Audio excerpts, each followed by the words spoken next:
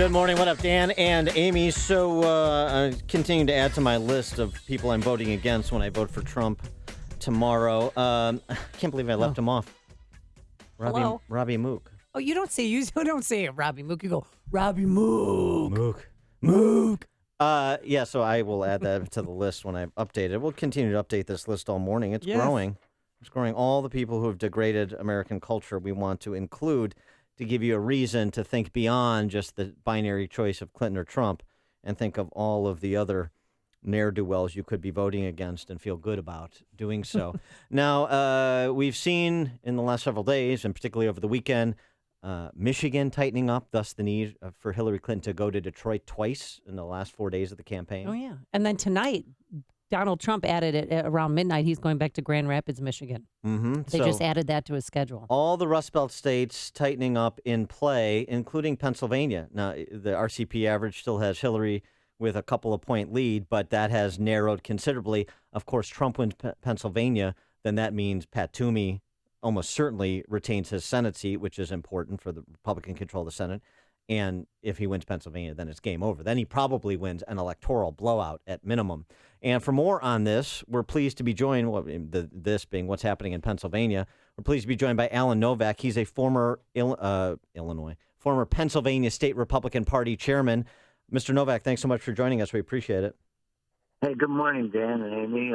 Glad to be with you. Well, so give us your sense of what's happening on the ground in Pennsylvania. Now, we've seen this last few cycles of the idea that Pennsylvania may be in play, and then it kind of stretches out for the Democrats at the end. Seems like the reverse is happening this cycle, but is Pennsylvania really in play for Trump? You think he can win it? Well, it depends on the numbers out of Philadelphia. And this morning, over the weekend, and at the end of last week, we had a public transit strike.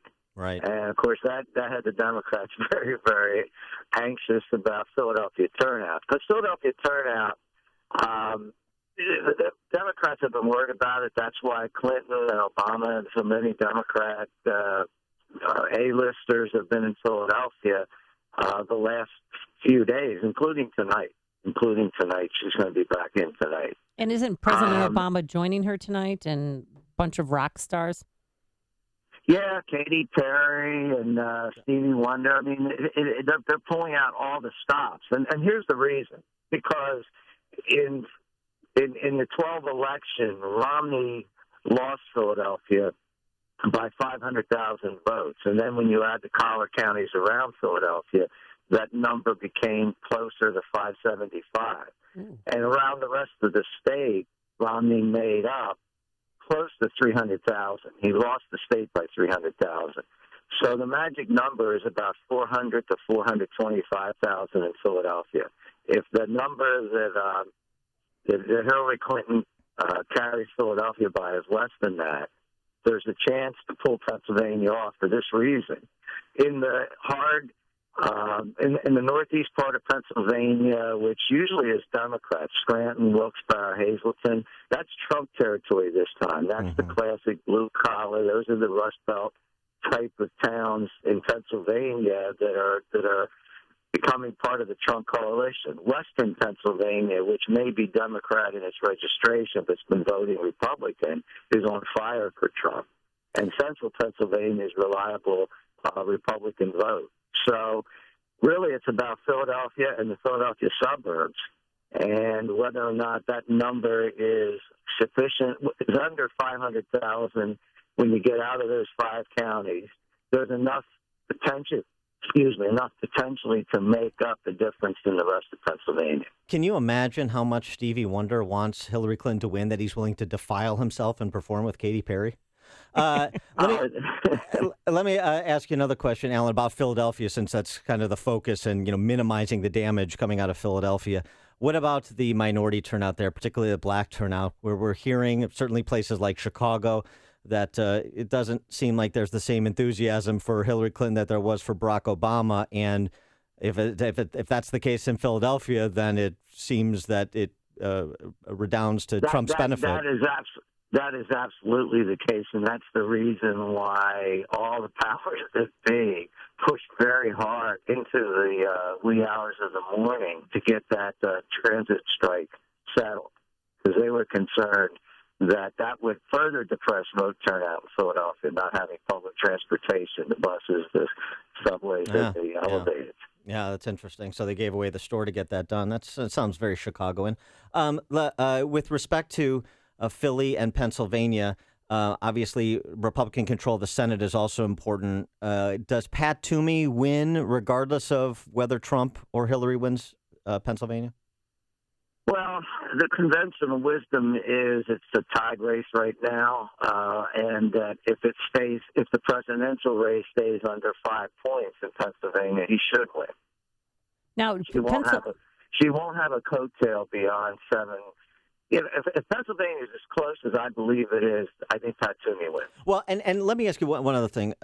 The Attorney General in Pennsylvania, who's on her way to prison, does a local issue like that impact these federal and national races at all? Does that kind of change people's opinion about Democrats and corruption at all, that it could impact these races?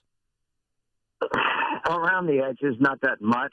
We do have an attorney general race occurring this time, and the Democrats have a pretty strong candidate in a county commissioner from around Philadelphia.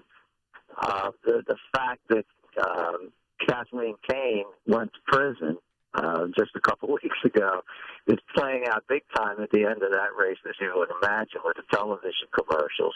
Well, don't forget our favorite congressman, Shaka Fattah. Oh yeah, Shaka Fattah. Also from Pennsylvania. He's gone away this cycle too. Yeah, we've really distinguished ourselves in Pennsylvania for you all to know so much about us. And Pennsylvania is such an important state, too, because you don't have early voting. So considering what's happening with Hillary Clinton and James Comey, the first letter and now the second letter clearing her, that's, so it's day of in Pennsylvania. Well, I think that's one of the reasons they've concentrated so much on Pennsylvania and now Michigan, they being the Clinton and Obama teams, because they have tightened, and it really is about Election Day turnout. There hasn't been a real robust absentee ballot effort, and usually the Republicans do better in that, or absentee ballot effort. So that's why the emphasis, the tightening polls, and the fact that there's no gauge other than what the polls say about voter enthusiasm. There's no early voting gauge.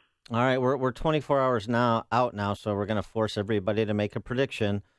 Alan Novak, former Pennsylvania State Republican Party chairman. What happens tomorrow in Pennsylvania?